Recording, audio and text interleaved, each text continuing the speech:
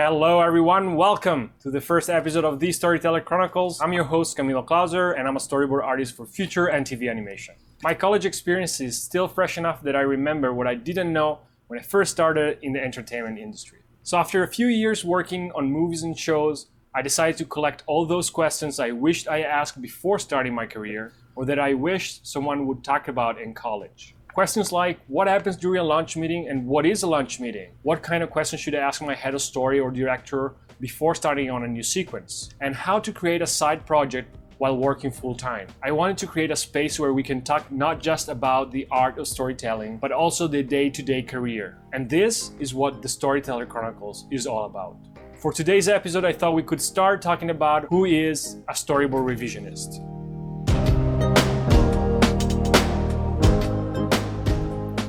When I first graduated from college, I had the great opportunity to move to Vancouver and be a storyboard revisionist on the Netflix show Carmen Sandiego. Some people are lucky enough that they can just go straight into storyboarding right out of school. But for most of us, storyboard revisionist is the first stepping stone toward a career in storyboarding. This is especially true in Canada, where TV animation is really big. In my case, it also became an amazing experience that led to my first storyboard gig. At this point, you might be wondering, what does a storyboard revisionist exactly do? And how can that become a storyboarding job? I find that even many people who works in the animation industry end up asking, what does a storyboard revisionist do? As you can guess from the job title, the revisionists revise the boards. It's a role specific to TV animation and usually doesn't exist in feature film. During production, the director will launch a storyboard artist on an episode. And this person will be in charge of drawing all the boards based on the script and the director notes. But once the boards are delivered, the director or the client might have additional notes about things they want to change. These notes can range from changing an expression to the eye line of a character to change a pose or a scene. They can even ask to reboard an entire sequence. These notes will be addressed by the storyboard revisionist.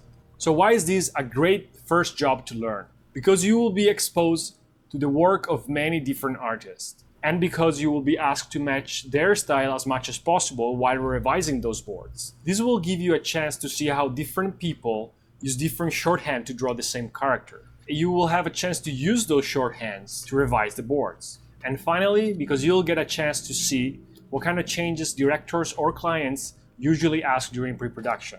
This way, when you're going to be a storyboard artist, you'll be able to avoid those quote-unquote mistakes and become more appealing to different production. And don't forget, this is your opportunity to show that you can handle more. At some point during my experience as a revisionist, they asked if I felt up to the task of storyboarding half an episode. Now I know that a lot of people, especially straight out of school, feel unsure if they're ready or not for a job like that. My advice to you is, ready or not, just take it.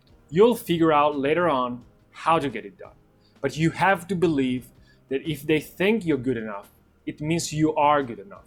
I ask myself why, among so many revisionists, I got the chance to storyboard that episode. I was trying to find some advice I could pass along to new grads and new revisionists. I should start by saying that I was the first revisionist on the show. That gave me a small advantage because I was the one who knew the show for the longest time. Yet here are some general advice. Be reliable. Be always on time, easy to communicate with, and ready to deliver that last revision they absolutely need in edit before sending the episode to the client. Also, if you prove to your supervisor or director that you can handle small notes efficiently, they will start giving you bigger and bigger revisions. And those are the ones where you can prove you know how to board. In my case, I was lucky enough to get to reboard a whole 2 minutes chase sequence. Originally, they asked for many small revisions on each shot of the sequence. At that point, I suggest, what if I just reboard the whole sequence? I can do thumbnails first, so you know I'm going in the right direction. That sequence, in my opinion, is what made them confident enough to give me half an episode when the time came. Produce great work. When you revise a board, always match the quality of the show. In my case, one of the directors, Kenny, storyboarded half of the first episode, setting a very high standard for storyboarding. So I always try to match that quality. If the show has several seasons already out, you could ask your supervisor to point to some of the best storyboarded episodes. This way, you'll get an idea of what they are expecting. Deliver on time.